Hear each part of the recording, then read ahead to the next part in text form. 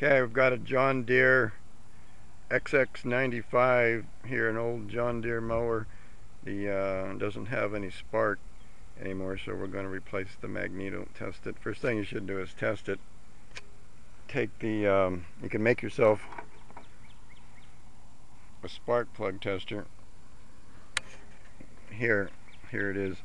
Get an old spark plug, put it in your spark plug wire and another alligator clip, ground it, and crank the engine, and then watch for a blue spark right there.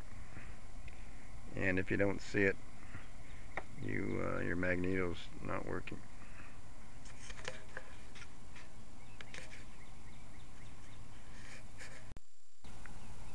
Okay, we want to take this sheet metal off. Now it's hard to work on because it's inside this metal encasement that supports the weight of the driver and other things, but it can be done.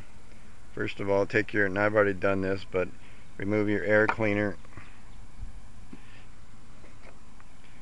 and you're going to have bolts. You need to take there's small screws here, or bolts here, two there, one there, one there, one over on the side. You want to remove your oil filler cap bracket. Remove the two nuts that hold the fuel pump on. That's the fuel pump. And you also have nuts on the side. Now this one, there was a bolt here. I couldn't get enough clearance between it and the intake manifold on the carburetor, so I loosened two bolts here, and then I was able to move it to the side enough to get access to it. But generally speaking, you'll have a bolt here, there, three on that side, and then one over here that's hard to get to, and on this side going down. Now these are 10mm bolts. The one holding the bracket, the oil filler cap and the fuel pump, they're smaller. They're like a 5/16 equivalent a socket or a wrench. Now they didn't design these things to be easy to work on. There was two screws right down in here that you couldn't get a screwdriver to anyway. I used vice grip pliers actually and clamped down on them, and then was able to turn them that way. I'll probably leave them out when I put it back on and duct tape it, or just ignore it. They don't make it easy to work on. So, and then take this, once you get these three, 1, 2, 3 out, take that off, and then this will come off, and you'll get to that point, and I've already done this. Take your shroud off, and there we go. And here's the Magneto. You know, a lot of times those Magnetos aren't bad, they just get rusty. The metal laminations on them get rusty, and then they can't work. So I'm going to take it off and see if that's the case on this one before I order a new one. This is a okay, it looks like a 5/16 will work on here, so you want to take these two small bolts out. I'll do that off camera and then come back. Another thing I should point out before I take the Magneto off, the kill switch wire right there shuts it off.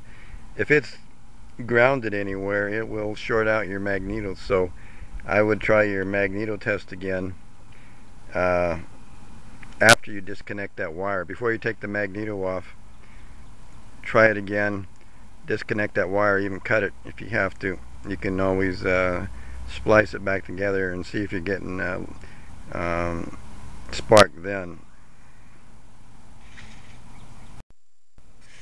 Okay, I hooked up my spark plug tester again, and I disconnected the kill switch wire. Just comes off right there real easy, and I cranked the engine, and I still didn't get a blue spark. So it's the Magneto that's bad, not the kill switch wire to it.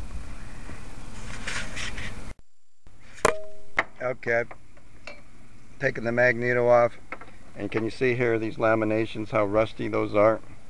I don't believe it can work like that. That doesn't mean that's what's wrong with it, but I'm going to sand those off and put it back on and retest it before I go and buy a new part. About half the time I do that, I able to restore the Magneto to working condition. Scrape these off with a knife, these laminations. A wire brush would work too, probably better than the knife. But anyway, it's worth a try putting it back on. This is a reason why you shouldn't leave your mower out in the rain and get this Magneto rusty. You don't need to pull the flywheel off with a transistorized Magneto. That was back in the old days when you needed a revolving cam to open and close ignition points. The modern Magnetos use a transistorized ignition. Transistorized Magneto. Okay, it's really critical to get the Magneto very close to the flywheel without touching it. Put a business card in there and then push it as tight as you can against the business card and then tighten them up.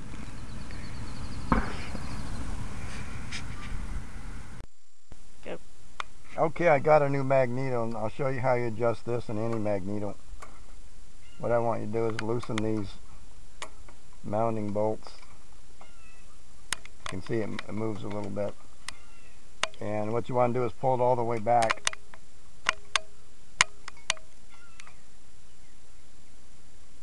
Temporarily.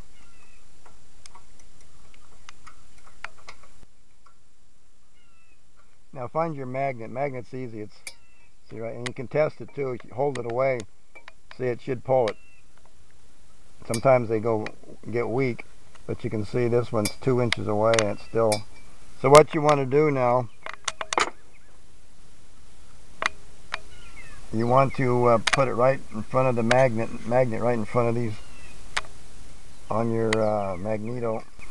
Put your business card in there. Okay, the magnet's right there. Now we're going to loosen this up that we tightened.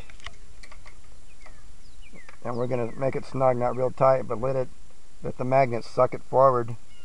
And then retighten these.